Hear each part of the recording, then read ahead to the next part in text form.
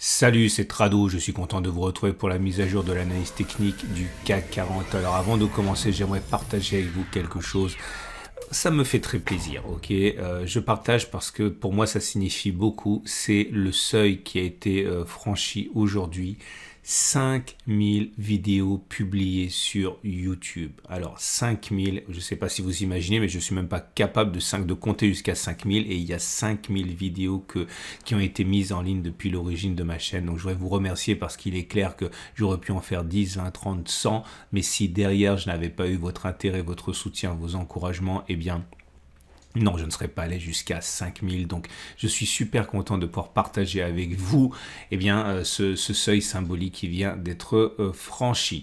Allez, trêve d'émotion et retournons au CAC 40. Regardez ça, hein, ça ne veut pas baisser. Ça ne veut pas baisser parce que, bon, pour plein de raisons, mais une des raisons pour lesquelles je pense que ça ne veut pas baisser, c'est que les traders veulent cette zone. Ok, c'est parfait pour prendre ses profits pour certains qui sont rentrés sur la zone de support et c'est également parfait pour cueillir à froid les baissiers, enfin les haussiers qui penseraient que la baisse est terminée et qui pourraient donc se faire happé en plein vol hein, par les vendeurs sur cette zone.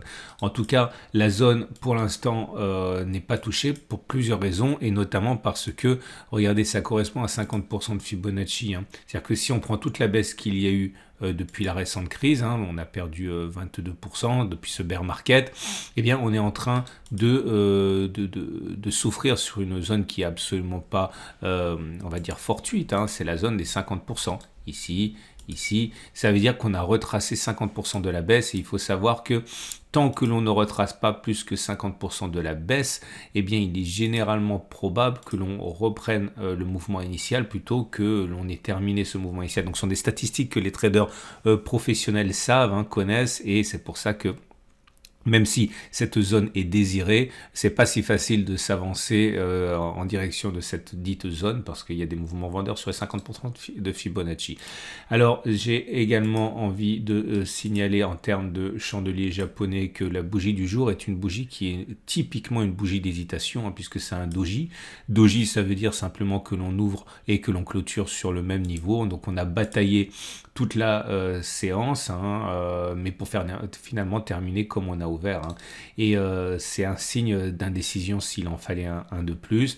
Les bougies Aiki-Nashi montrent que pour l'instant, bon, c'est pas baissier, loin s'en faut, hein, mais l'indécision se met en place et c'est visible au fait que les bougies se raccourcissent. Néanmoins, quand on regarde froidement la situation, eh bien, c'est une bougie verte sans mèche basse, donc ça reste haussier. Il est donc plus plausible que l'on continue de monter plutôt que l'on ait fait les plus hauts et encore un nouveau three-line break ici. Alors on me demande combien de temps ça peut durer.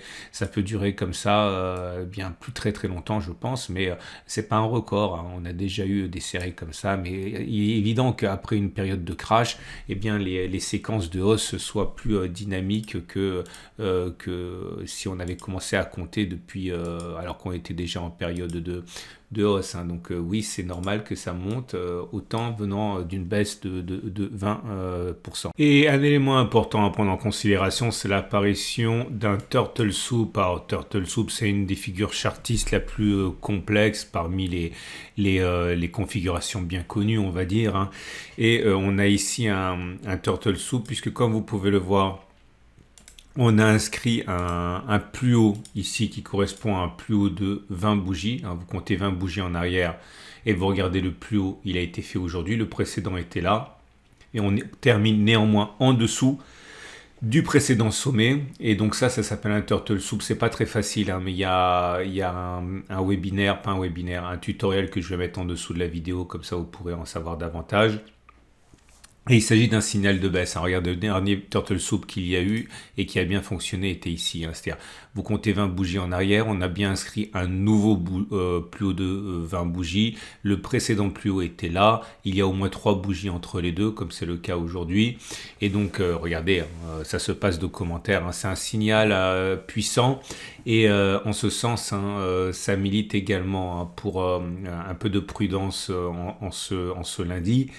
À noter enfin les éléments techniques, moyenne mobile à 7 jours ascendante, on est au-dessus de la tendance immédiate et haussière. La moyenne mobile à 20 périodes est ascendante, on est au-dessus de la tendance générale et haussière. La moyenne mobile à 50 jours est ascendante, bon, quasiment ascendante, hein. On est au-dessus, donc la tendance de fond est haussière. La moyenne mobile à 200 jours, elle, par contre, elle est descendante, on est au-dessous, donc la tendance de long terme est baissière. Et c'est justement l'objet du test du jour. Attention, j'ai oublié d'en parler, le SAR est toujours pour l'instant haussier, ok, et le super trend également est haussier. Donc tout est haussier, il n'y a que des détails qui mettent la pression, on va dire, sur les haussiers. Et voilà ce que je voulais mentionner avec vous. Alors, on ne va pas prendre la moyenne mobile à 200 jours, on va prendre la moyenne mobile à 200 jours exponentielle. Pourquoi? Parce que j'ai déjà dit qu'elle était souvent surveillée plus qu'un moyenne mobile à 200 jours parce qu'elle tient compte davantage des précédentes occurrences. Bon, elle donne plus d'importance aux dernières valeurs, clairement. Donc, je vais enlever la moyenne mobile à 200 jours. Je vais garder la moyenne mobile à 200 jours exponentielle. Et comme vous pouvez le voir, on est passé au-dessus et on se maintient au-dessus depuis maintenant pas mal de séances. Et on va voir si justement, à partir de là, on peut considérer que la consolidation soit terminée. Alors, je suis remonté jusqu'à l'origine du CAC 40 et j'ai fait les choses en deux temps. La première des choses, j'ai regardé si une fois qu'on avait perdu 20%, c'est-à-dire un bear market officiel, le passage au-dessus de la moyenne mobile à 200 jours indiquait qu'on avait fait les plus bas. Ok ? Donc je vais vous montrer ce que ça a donné. Alors j'ai pris également les cas où on avait fait 19% au lieu de 20% parce qu'il y a 3 cas et 19% c'est quasiment 20% et ça permet d'avoir 3 occurrences en plus, hein. Donc j'ai pas pris la définition précise du bear market qui est donc 20% de baisse. J'ai accepté celle où on était à 19,3, 19,4, etc. Ça nous donnait encore une fois, je répète, 3 occurrences en plus et ça arrive pas si souvent que ça. Donc on peut pas non plus rejeter, hein, ces 3 occurrences qui donnent du sens. Et regardez, un premier exemple ici, voyez, est-ce qu'on est bien descendu au moins de 20%? Oui, on a fait 40%. Est-ce on a clôturé au-dessus de la M200 exponentielle? Oui. Et est-ce qu'une fois qu'on avait fait ça, on a revisité les plus bas? Non, hein, au contraire. Donc c'est un succès pour la conquête de la moyenne mobile à 200 jours exponentielle. Autre occurrence ici, vous voyez. Est-ce qu'on a fait au moins 20%? Non, on a fait 19,5, donc je considère que c'est valable quand même, hein. N'oublions pas quand même que c'est anecdotique. Quand on a clôturé au-dessus de la M200, est-ce qu'on est revenu en dessous des précédents creux? Non, au contraire, on est revenu sur les sommets, donc c'est un succès également. Là, pareil, on a perdu... alors je vais le faire en 2 fois, je vais vous expliquer pourquoi c'est un peu compliqué, je vais essayer d'être clair. Dans un premier temps, vous voyez, on a pris le sommet, on est descendu jusqu'ici. Ok. Mais lorsque l'on a eu notre première attaque baissière, on est descendu uniquement jusqu'à 12%. On n'a pas fait 20%. Donc ça, j'en tiens pas compte. Par contre, là, on a bien fait 20%, enfin 19,9%. Et on est repassé au-dessus de la M200. Et néanmoins, ça n'a pas fonctionné puisqu'on est redescendu. On est descendu plus bas ici. Donc c'est un pouce rouge. Ok. Par contre, pour la fois d'après, lorsqu'on est repassé au-dessus de la M200, on avait bien perdu au moins... 20%, on est descendu jusqu'à 26% depuis les plus hauts. Et une fois qu'on est repassé au-dessus de la M200, eh bien on n'est pas retourné plus bas, on est rejoint les prochains sommets. Donc un succès, un échec. Encore un succès, bon 19,2 c'est quasiment 20, 35% là aussi. Alors là ça compte pas naturellement puisque au moment où on est repassé au-dessus de la M200, on n'était pas en bear market, hein, puisqu'on avait perdu au maximum 11%. Et j'insiste une dernière fois, je n'ai tenu compte que des baisses qui nous amenaient à 20%, hein. Donc là pareil. Ok, on a perdu 19,24, bon c'est pas 20 mais c'est quasiment, mais une fois qu'on est passé au-dessus de la M200, on n'a pas refait les plus bas. Encore un 19,6, encore un succès de la stratégie, hein. On repasse au-dessus de la M200 et à partir de là, on revient sur les précédents sommets, on repasse pas en dessous d'abord, hein. Donc encore un succès. Bon, je vais faire défiler un petit peu, même s'il n'y a pas tant d'occurrences que ça. Là, c'est pareil, hein, il faut vraiment respecter les règles, parce que si on ne respecte pas les règles, ça ne sert à rien de backtester. Là, tout ça, j'en tiens pas compte, parce qu'au moment où on est repassé au-dessus de la M200, la baisse n'a été que de 15%, donc très très loin des 20% nécessaires. Par contre, ici, on est repassé au-dessus, et là, ça compte, parce qu'on était bien descendu à plus de 20%, on était à moins 60%. Et on continue. Encore un succès, un échec ici, ok. un échec, puisque vous voyez ici, on est passé au-dessus, ça se joue à une séance près, on est passé au-dessus, mais on est redescendu. Donc un échec de la stratégie, succès, encore un petit échec ici, on le voit. On a perdu 20%, on est repassé au-dessus de la M200 et puis pourtant derrière on a replongé, mais après c'était bon pour la prochaine occurrence. Bon, voilà, et comme vous pouvez le voir, voilà le résultat. Et le résultat donne la chose suivante. On a eu 17 baisses de 20% depuis l'origine du CAC 40. Dans 13 cas, une fois qu'on était repassé au-dessus de la moyenne mobile à 200 exponentielle, on n'est pas redescendu en dessous. Autrement dit, on avait déjà fait les plus bas. Le pire était dans le rétroviseur. Et 4 fois, on a réussi, on a néanmoins fait des plus bas malgré être passé au-dessus de la M200. Alors j'ai rajouté un petit filtre pour essayer de regarder ce qui se passe maintenant. Là, on voit qu'on est passé au-dessus de la M200 et ça fait quand même, compter avec moi, 1, 2, 3, 4, 5, 6, 7, 8 périodes, 8 séances qu'on est au-dessus de la M200. Et j'ai regardé ce qui s'est passé, j'ai rajouté un deuxième filtre, j'ai regardé ce qui s'est passé précédemment dans les cas où ça n'a pas marché, combien de temps on s'était maintenu au-dessus de la M200. Et en fait, on remarque que dans la plupart des cas, lorsque la stratégie n'a pas fonctionné, on est resté une ou deux séances au-dessus, pas plus. Et si on regarde, si on met un deuxième filtre qui est de rester 7 séances, comme on le fait actuellement, au-dessus de la M200, et bien là, il y a 3 faux signaux qui sont éliminés. Je vous montre là. Regardez, c'est un peu compliqué si vous débutez, j'en suis conscient. Alors là, c'est le premier échec en fait, et c'est le seul échec, vous voyez, en ce sens que on a baissé de 20%, on s'est mis au-dessus de la M20, de la M200, on est resté plus de 7 séances et derrière, eh bien, on est revenu sur les précédents plus bas. Mais dans les autres cas, je vais vous les montrer. Ça se passe ici, vous voyez, là. Le faux signal est éliminé puisqu'on a passé une seule séance au-dessus de la M200. Autrement dit, c'était vraiment un faux signal. Donc ça, là, on n'aurait pas pris ça comme un signal puisque une seule séance, ça ne suffit pas pour valider une vraie cassure de la M200. Là, pareil, vous voyez. En première instance, c'était un échec puisque on est descendu 20%, on est passé au-dessus de la M200, mais on est resté 1, 2, 3 séances avant de replonger.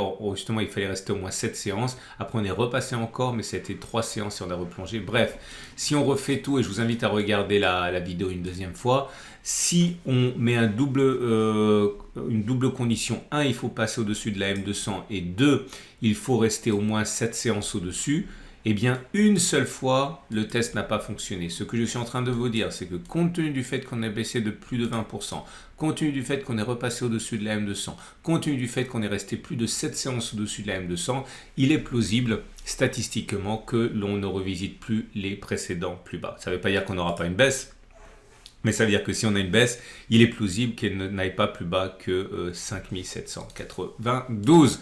Voilà, donc considérez éventuellement que ça peut faire l'objet de votre prochain trade de moyen terme.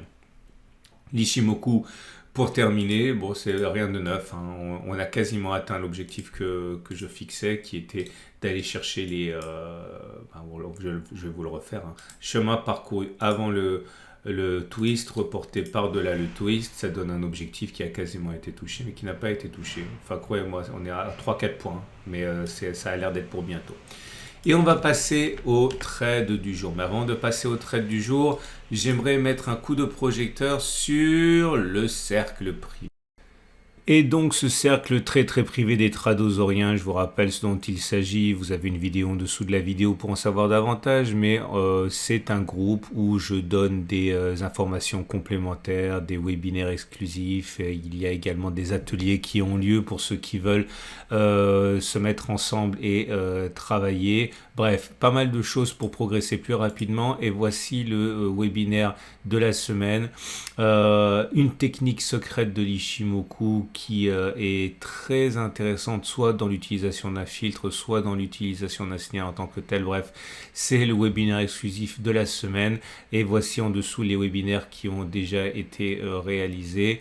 Il y en a 4 par mois. Bref, si vous voulez rejoindre le groupe, alors je fais rentrer au compte-goutte, hein, j'en suis désolé parce que je veux vraiment que les membres s'apprivoisent, se connaissent et plutôt que se retrouver au milieu d'une foule d'inconnus. Donc encore une fois, il y a très peu de places chaque semaine qui s'ouvrent, mais si vous êtes demandeur, regardez la vidéo en dessous de cette vidéo-ci, et on va donc passer au trade du jour. Alors si vous êtes haussier, vous pouvez utiliser ce trade de moyen terme que j'ai évoqué avec la moyenne mobile à 200 jours exponentielle.